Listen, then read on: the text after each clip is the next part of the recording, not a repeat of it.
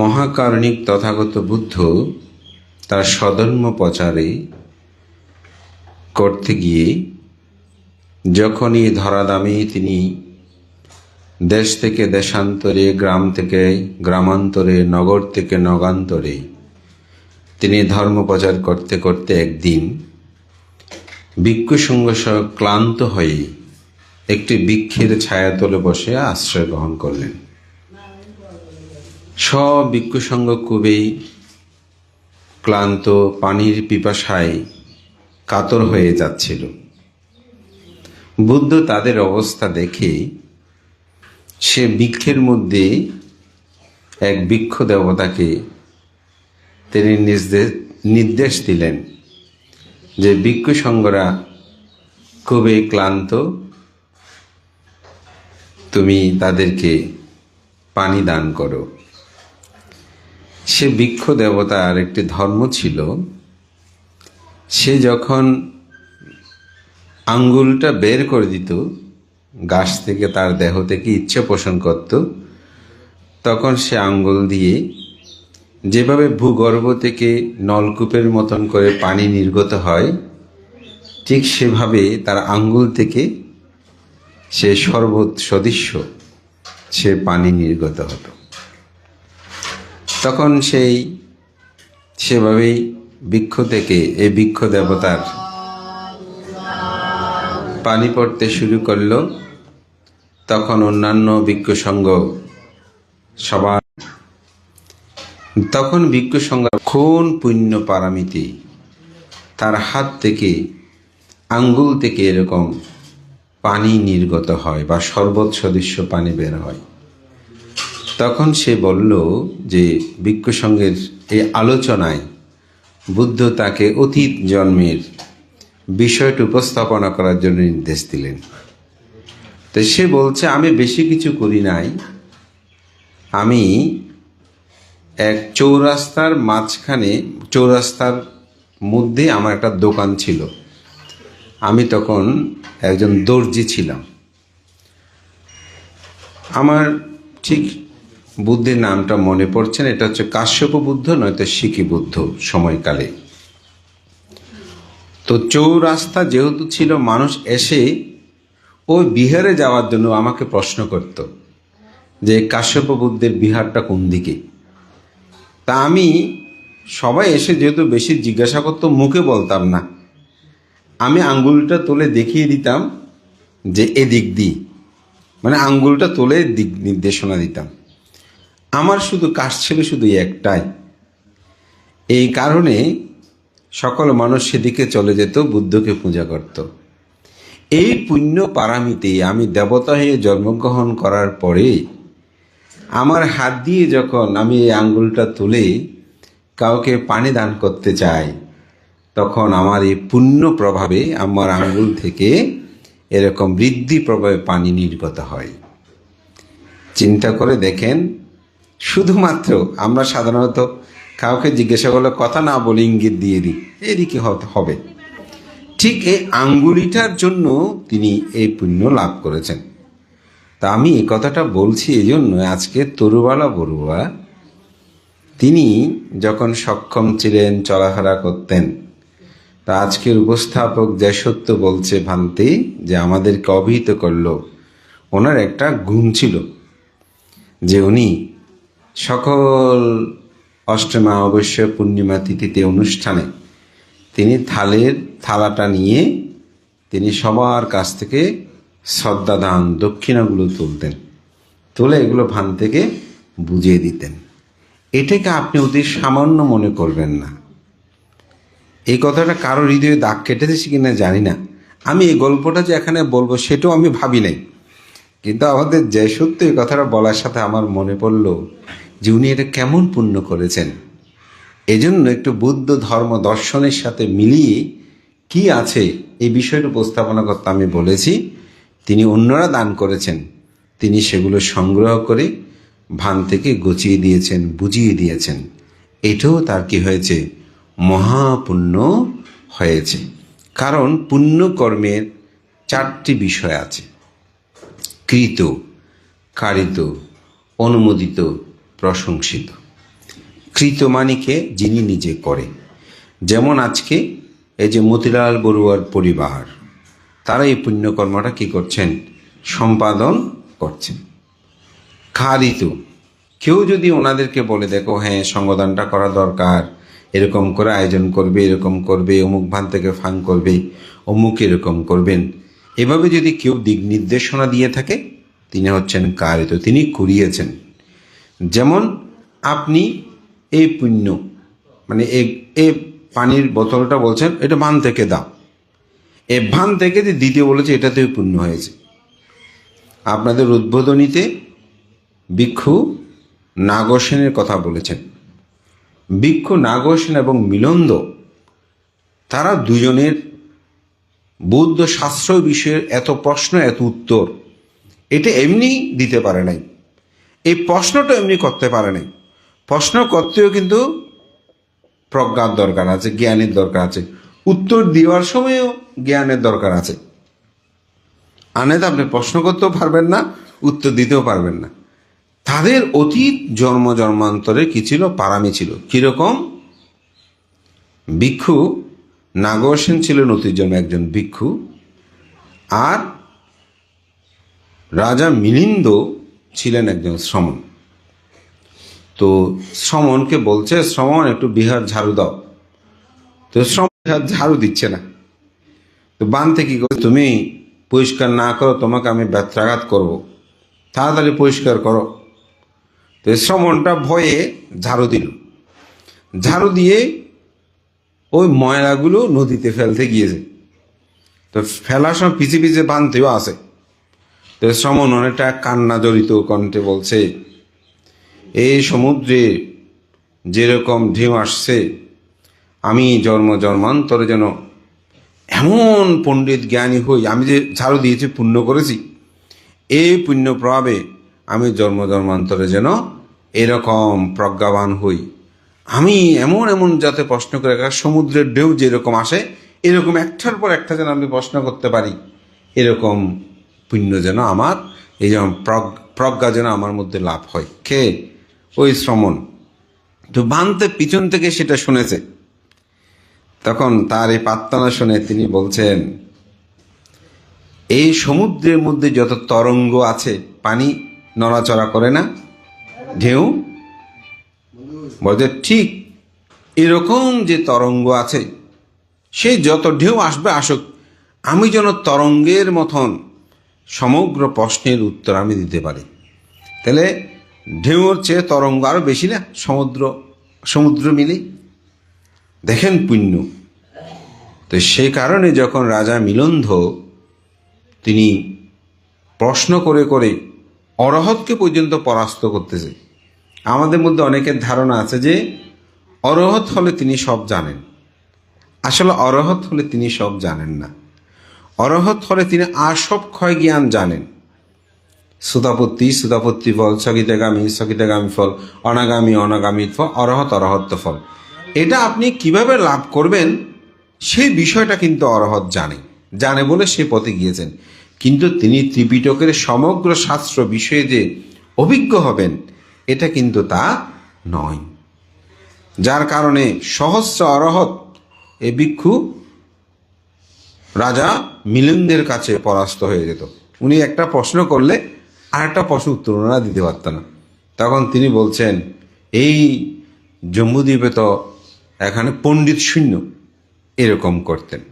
তখন ভিক্ষু সংঘ সমবেত হয়ে তারা ভাবছে, এই ভিক্ষু এই রাজা মিলিন্দকে আসলে কে পরাস্ত করতে পারবে, সেটা এত তার্কিক।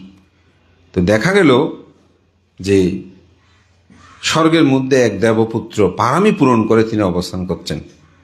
তো তাকে প্রার্থনা করলো পৃথিবীতে আসার জন্য, একজন ভিক্ষুকে দায়িত্ব দিল। ভিক্ষুটাও সংঘ সম্মেলনে আসে না, এই জন্য রোহন স্থবির তাকে দায়িত্ব দিল। তখন এই সংঘ সমাজ থেকে এই দেবপুত্রকে আহ্বান করো। তিনি সোনোত্তর ব্রাহ্মণের ঘরে তিনি তার স্ত্রীর গর্ভে প্রতিসন্ধি গ্রহণ করেছিল তার ওরসে, এবং পরবর্তীতে তিনি ভিক্ষু নাগসেন হয়। এবং এই নাগসেনই রাজা মিলন্দকে বৌদ্ধ ধর্ম বিষয়ের অনেক তথ্য বিষয়ে তাকে পরাস্ত করে।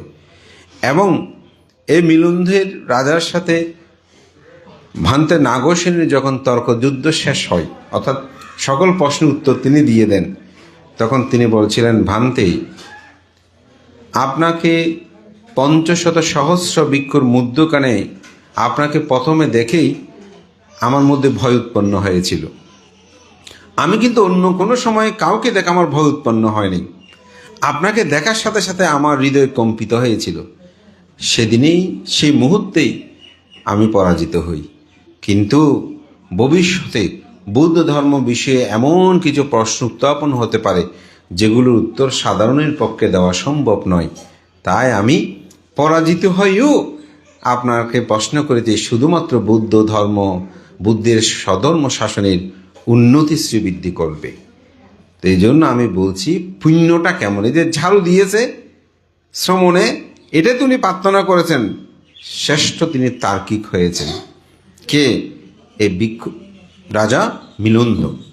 আর শ্রমণ দিয়ে শুধু ঝাড়ু দিয়েছে, নির্দেশ দিয়েছে, তিনি বলছে আমারও তো পুণ্য হয়েছে, এই পুণ্য প্রভাবে আমি প্রার্থনা করছি আমি যেন সমুদ্রের তরঙ্গের মতন যে কোনো প্রশ্ন উত্তর আমি, দেখেন এই পুণ্য, কিন্তু এটাকে আপনি পুণ্য নয় বলে মনে করবেন না। তাহলে করাইয়েছে যে শ্রমণ পরিষ্কার করেছে, সেটারও পুণ্য হয়েছে। আমার ভিক্ষু যে করালো, তাতেও কি হয়েছে? পুণ্য লাভ করেছে। এবং এই যে আমাদের উপাসিকা, তিনি যে শ্রদ্ধাদান তুলতেন, এটা অনেকে বোধহয় দক্ষিণা দাও বা দক্ষিণা দাও, আমরা দেখি তো মাঝে মধ্যে, না? তাহলে অপর থেকেও নেওয়ার জন্য তিনি কি করেছেন? করিয়েছেন যে হ্যাঁ, তোমরা শ্রদ্ধাদানটা দাও। অনেকে হয়তো দেওয়ার চেতনা আছে, আর কেউ না থাকলে শ্রদ্ধানো দিবে না, বান্তা শিলে দিয়ে দেন না, দক্ষিণে গুরু দক্ষিণে দেওয়া পরে তো। তাহলে ওইভাবে কি তিনি অপরকে দিয়ে করিয়েছেন, এটাও ওনার কি হয়েছেন? পুণ্য হয়েছে। তা আজকের উপস্থাপককে আমি ধন্যবাদ জানাচ্ছি, তিনি এই বিষয়টাকে তিনি লক্ষ্য করেছেন, এটি তিনি তুলে ধরেছেন। এভাবে যদি আমরা ছোট একটা কাজকেও বৃহৎ হিসেবে মনে করে যদি এটা তুলে ধরি সমাজে, সে কাজগুলো করার জন্য মানুষ উদ্বুদ্ধ হবেন। আমরা যখন কোনো অন্ত্যেষ্টিক্রিয়া, কোনো কিছুর জন্য কাউকে চাঁদাপত্র বা শ্রদ্ধাদান তোলার জন্য বলি, আমরা অনেকে মানুষের ঘরে ঘরে যেতে চাই না। এমনি অনেকে আছে নেতৃত্ব দেয়, যেটা আমাদের নিরোধানন্দের উদ্বোধনীতে আমার কিছুটা আমি অনুভব করেছি। আসলে টাকাটা কি আপনার জন্য যাচ্ছেন? না, আপনি অন্যর জন্য যাচ্ছেন। আমি আপনার জন্য একটা কলমও আপনি ঘরে ঘরে গিয়ে চান, সেটা আমি বলবো না, ভিক্ষাবৃত্তির কথা আমি বলবো না। কিন্তু আপনি করছেন কার জন্য? অপরের জন্য। অপরের জন্য শুধু তার নিজের জন্য। আপনি যদি তাকে দিয়ে একটা পুণ্যকর্ম করাতে পারেন, তাহলে কারিত হিসেবে আপনি পুণ্য লাভ করবেন না? অবশ্যই আপনি কি পুণ্য লাভ করবেন। এই যে যারা ঘরে ঘরে গিয়ে চাঁদাপত্র তোলে, আমি মনে করি দাতার চেয়ে তারা আরও বেশি পুণ্য লাভ করে। বান্দে কেন তারা করাচ্ছে? বুদ্ধ সেটা বলেছেন যে কারিত, অনুমোদিত। যখন সভা ডাকলো, আমরা এরকম শ্রদ্ধাদান তুলতে চাই ভান্তার অন্ত্যেষ্টিক উপস্থানে, কেউ কেউ ওখানে ভেটো দেয়, অনুমোদন দিতে চায় না। আর কেউ বলছে না এটা করাটা দরকার, এরকম, এই তারও পুণ্য। সে যদি টাকা শ্রদ্ধাদান নাও দেয়, অনুমোদন করেছে, যে সেটাতেও কি হয়েছে? তার পুণ্য হয়েছে। না, এই সঙ্গদানে হয়তো অনেকে আসতে পারে নাই বিবিধ কারণ। যখন উনি বলছেন আমরা একটা সঙ্গদান করছি, বলতেন না, করো করো, খুব ভালো হবে, খুব ভালো হবে, অনুমোদন করেছেন, তাতে কি পুণ্য হয়েছে। আর কেউ শোনার পরে সাধু সাধু বলে প্রশংসা করেছে যে অমুকের দিয়ে আজকে সঙ্গদান হতো, সাধু সাধু, খুব ভালো, খুব ভালো। এটার দ্বারা কি হয়েছে? পুণ্য মানুষ লাভ করে। পাপের ক্ষেত্রেও কিন্তু সেরকম। পাপের ক্ষেত্রে একটু পুকুর দিয়ে বলেছে, আমাদের সামনে তো একটা পুকুর আছে, তো একজনে দাঁড়িয়েছে, বলছো তুমি কি এখানে দাঁড়িয়েছো কেন? বলে যে সেদিন একটা এখানে দেখলাম যে একটা বড় মাছ এমনভাবে লাভ দিল, এই জায়গাটাতে এই যদি তুমি জালটা মারো ভালো পেতে পারো, এখানে মাছ আছে, প্রায় সময় থাকে। কি করলেন? পাপ করেছেন। সে তো মাছ মারছে, সে কারিত, কিন্তু আপনি তাকে করাচ্ছেন যে এই জায়গায় আছে মাছ ওই জায়গায় আছে, এরকম করে পাপ সঞ্চয় করে, অথচ মাছ আপনি খাবেনও না, মাছের ভাগও পাবেন না। কিন্তু আপনি তাকে দেখিয়ে দিতে গিয়ে ওই প্রাণী হত্যাজনিত পাপের সাথে আপনি কি হলেন? সংযুক্ত হলেন। তারপর বলছে আজকে একটু মাছ মারার জন্য চিন্তা করতেছি, বাড়িতে রান্না বান্না তেমন ভালো নেই, রান্না ভালো হবে মারো, ওই অনুমোদন দিল। তারপর মাছ তো ধরে নিয়ে যাচ্ছে, বলছে মাছ টাছ পেয়েছো? বলছে হ্যাঁ বড় বড় মাছ পেয়েছি। খুব ভালো হয়েছে, আসলে মাছ ওই পুকুরের মাছটা খুব ভালো, প্রশংসা করলেন। ও সাধুবাদের মতন পাপ সংযুক্ত হলো। ভান্তে এটা কি ঠিক? আমি আরেকটা সহজ উদাহরণ দিই। আপনার কাছে একটা অস্ত্র আছে, আপনি অস্ত্রটা রেখেছেন, তো পুলিশ অনুসন্ধান করতে করতে অস্ত্রটা পেল। পাওয়ার পর আপনাকে জিজ্ঞাসা করতে যে এই অস্ত্র আপনাকে কে রাখতে বলেছে, কোথায় থেকে পেয়েছেন? সে যদি বলছে অমুক আমাকে বলেছে, অমুক মেমো অমুক চেয়ারম্যান সে আমাকে বলেছে অস্ত্র রাখার জন্য, তাহলে তাকে পুলিশে ধরবে না? ধরবে। তারপর বলবে যে এই এলাকার মধ্যে আর কে কি বলছে? বলছে অমুক আমার বলছে অস্ত্র রাখলে তুমি নিরাপদ থাকবে, ওই অনুমোদন করেছে। পুলিশ তাকেও ধরবে না? ধরবে। তোমার অস্ত্র আনার সময় কে কে দেখেছে? তুমি যে এখানে অস্ত্র আছে এটা কে কে জানতো? যদি বলছো অমুক অমুক জানে, তাকে ধরে নিয়ে যাবে না? দেখেন, বুদ্ধ 2500 বছর আগে পুণ্যর ক্ষেত্রে যেটা বলেছেন, পাপর ক্ষেত্র, এই 4টা বিষয় যদি আপনি কোনো ক্রমে সম্পৃক্ত থাকেন, পাপ হলে সে পাপ হবে, পাপকর্ম, পুণ্যকর্মের ক্ষেত্রে আপনার পুণ্য হবে। এটাই যদি আমরা অনুভব করতে পারি, তো যে কোনো পুণ্যকর্মে, আমরা পাপকর্ম নয়, যেন পুণ্যকর্মেই আমাদের জীবনটাকে অতিবাহিত করে। তো সেজন্য বলছি, আমাদের শ্রদ্ধাবতী উপাসিকা তিনি তরুবালা বড়ুয়া, তিনি সেরকম একটি পুণ্যকর্ম সম্পাদন করতেন। এটি সাধারণ, এটি অনন্য পুণ্যকর্ম। তো বুদ্ধ বলেন এসা বুদ্ধ অতীতাসা সামুদ্র বালুক পামা দানাং বা আদিং কাথ্বা সাম্বোদিং সা লাবান্তিতে। তথাগত বুদ্ধ বলেন সমুদ্রের বালিকার আছে সদৃশ্য যেসব বুদ্ধ অতীত হয়েছেন, সমগ্র বুদ্ধগণ তারা দানপারামি, দানোপপারামি, দানপারমত্ব পারামি পুণ্য করেছেন। দান ছাড়া এই জগৎটা অচল। আমরা যখন দানের কথা বলি অনেকেই মনে করে ভান্তারা পাওয়ার জন্য মনে হয় বলে। আসলে দানটা আমাদের জন্য নয়, দানটা নিজের জন্য। আপনি যদি দান পারামি না থাকে, আপনি শত চেষ্টা করলেও পারামিহীন মানুষকে আপনি দুবেলা ভাত খাওয়াতেও পারবেন না। আর যদি পারামি থাকে, আপনি না দিলেও কোথায় থেকে আসবে সেটা আপনি বলতে পারবেন না। আমি আমার ক্ষুদ্র জীবন দর্শনে সেটা দেখেছি। পুণ্য পারামিটা কিন্তু সেরকম। আমাদের সদ্য আজকের যিনি সভাপতি, তিনিও আস্তে আস্তে বলছিলেন হদবয় আর সংরাজ ভান্তের বড় ভাড়া নিয়েছে পুণ্য পারামি, এখানে বসতেই ভান্তে বলছিলেন।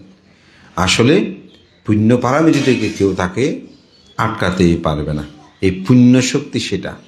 তা আমাদের জীবনে পিতামাতা জ্ঞাতিগণকে স্মরণ করে আমরা শুধু তাদেরকে পুণ্য দান করি তা নয়, আমাদের নিজেদের মধ্যে পুণ্য অর্জন হয়। আমরা একটা দান কর্ম সম্পাদন করলাম, আমরা পুণ্যময় কর্ম সম্পাদন করলাম, এবং এটি আমাদের সমাজ গগনে অত্যন্ত গুরুত্ববহ। আমি তার একটা উদাহরণ বলি। আমি সদ্যবৎ যিনি ত্রয়োদশ সঙ্গরাজ, যার অন্ত্যেষ্টিক্রিয়া আজকে থেকে শুরু হয়েছে 3 দিন ব্যাপী। তো সদ্য ভান্তে যে কোনো অনুষ্ঠানে যাবেন বললে আমি খুব আগে ভাগে যেতাম, কারণ আমি জানি ভান্তে তাড়াতাড়ি যায়, তাড়াতাড়ি শেষ করে, এটা আমার খুব ভালো লাগে। তো কোনো দায়ক যখন ফাং করে, যখন বলে যে ভান্তে অমুক ভান্ত আসবেন, তা আমি সেদিন কদুরকিল, আপনারা চিনেন কিনা জানি না, কর্ণফুলির ওপারে, যেটা কালুঘাটের অপর পারে একেবারে। তো আমি কি করেছি, ভান্তাকে ফাং করেছে বলে তো আমি তাড়াতাড়ি গেছি। তো আমিও গিয়ে এবং ভান্তে আমরা গিয়ে ওখানে পৌঁছলাম, কিন্তু অন্যান্য ভান্তারা তখনও আসে নাই। তো ভান্তের পাশে আমি বসেছি। ভান্তে বন্দনা করো। ভান্তে এভাবে আমাকে ইশারা দিল, তা আমি বসলাম। তো ভান্তে কেন জানি আমাকে বলতে সমাজের যে বর্তমান অবস্থা, এই আমাদের বুড়ো বৌদ্ধ সমাজ বাংলাদেশে, দেখি বলো তো কিসের মাধ্যমে এই বুড়ো সমাজটা এখনো রক্ষা আছে। তা আমার অনেকগুলো উত্তর মনে আসতেছে, এটা বলবো সেটা বলবো, কিন্তু আমি বলি নাই। তা আমি বললাম, ভান্তে আপনি সঙ্গরাজ, এখন আপনার সামনে আমি কি উত্তর দেব, আমার এই জ্ঞান নেই। ভান্তে ভান্তে আপনি একটু বলেন না। তো ভান্তে আমি একেবারে এরকম করে হাত জোর করে এভাবে বলতেছি। তো ভান্তে অনেকক্ষণ পর, বলতে প্রায় 2-1 মিনিট পর, ভান্তে আমাকে বলছে, পুণ্য পুণ্য পুণ্য। এই পুণ্যই এই সমাজটাকে এখনো রক্ষা করে চলেছে। এই যে সংবাদান হচ্ছে, ধর্ম আলোচনা সভা হচ্ছে, কঠিন যে অবদান হচ্ছে, বলতে এটা ছাড়া আমি আর কোনো কিছু দেখছি, এটার মাধ্যমে এখনো সমাজ সধর্মটা টিকে আছে। আমি ভান্তের সাথে বন্দনা, ভান্তে হ্যাঁ ঠিক। তা আমি ঠিক ঠিক বলেছি, কিন্তু আমি গভীরভাবে সেই মুহূর্তে আমি চিন্তা করতে পারিনি। তো পরে যখন অনুষ্ঠানটা সেই কথা শুরু হলো, শেষ হলো, তা আমি আস্তে আস্তে ভাবছি যে ভান্তের কথাটা সত্য। আজকের যে আমাদের বড়ুয়া বৌদ্ধ সমাজ, এটি ছাড়া একত্রীভূত হওয়া আমাদের আর কোনো সুযোগ এখন নাই।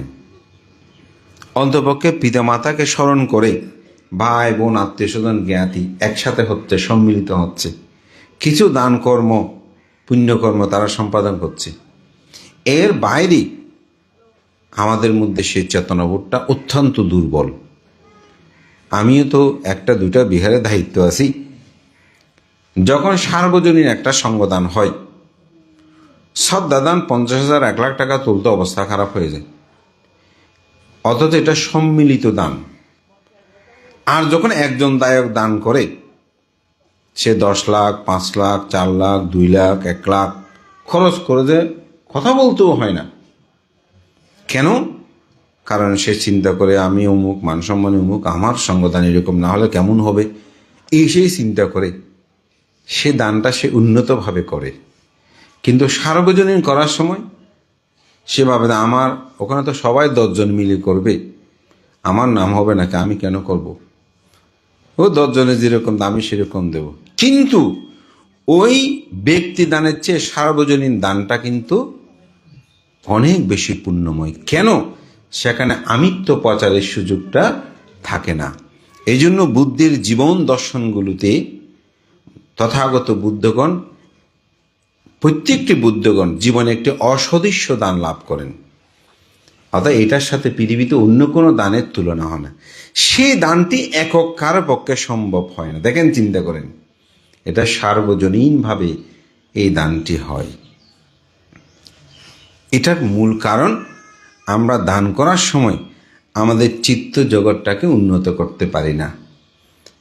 আমার বিহারে প্রতি বছর পাঠ্যান পাঠ হয়।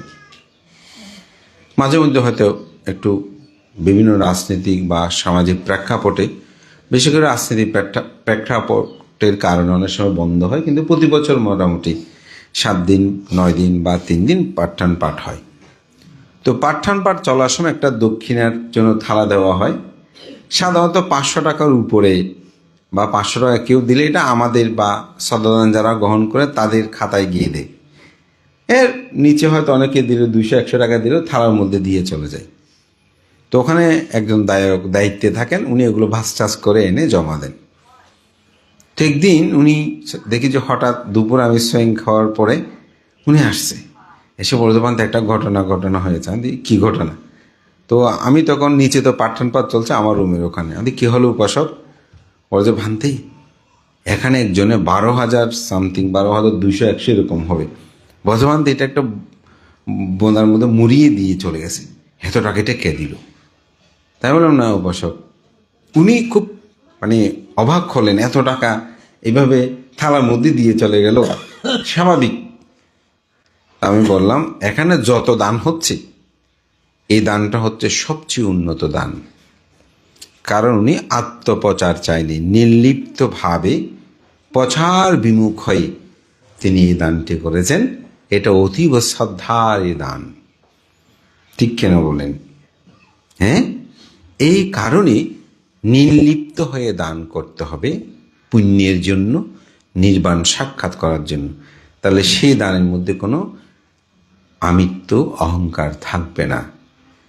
এজন্যই বুদ্ধ বলছেন, ফান্দানাং চাপালাং চিত্তাং দুরাক্ষাং দুর্নিবারণাং উজুং কারোতি মে দাবি উজুকারো বাতে জানাং।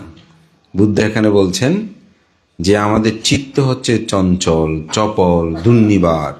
এটি এখানে বসে ওখান থেকে কত জায়গায় চলে যাচ্ছে না?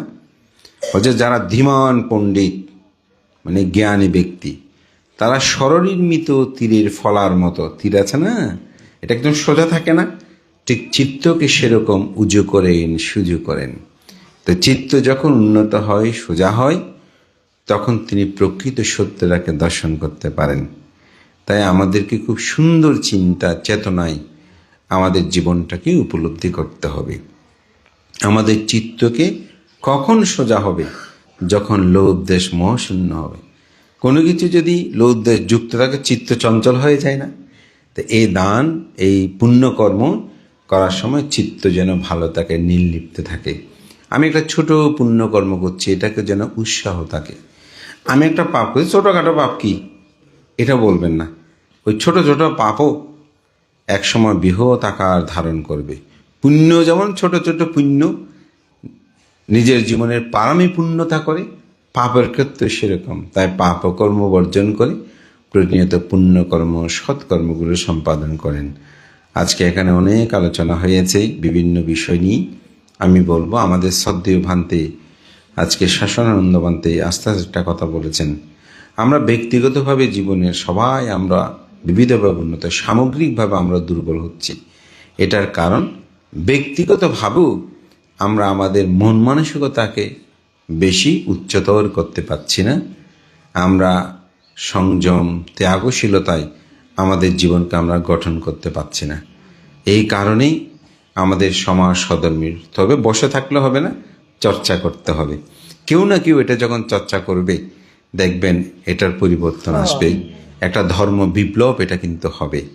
মহান সদ্যীয় সঙ্গ প্রদান প্রমুখ সঙ্গের প্রতি বন্দনা জানি। আজকে যারা ব্রতিবৃন্দ এই সুন্দর আয়োজন করেছেন, তাদের মধ্যে এই সুন্দর চেতনা জাগ্রত হোক। তাদের সে পরম জ্ঞাতি মতিলাল বড়ুয়া এবং শ্রদ্ধাবান উপাসক উপাল বড়ুয়া, তাদের পারলৌকিক সদ্গতি, ঊর্ধ্বগতি কামনায় আপনারাও পুণ্যদান করেন। এবং আমাদের শ্রদ্ধাবতী উপাসিকা তরুবালা বড়ুয়া, তিনিও নিরোগ সুস্থ থাকুক, এই প্রত্যয় ব্যক্ত করে মহান সঙ্গের প্রতি বন্দনা জানি আমার নাতি দীর্ঘ ধর্মকথা এখানে শেষ করছি। জগতের সকল প্রাণী সুখী হোক।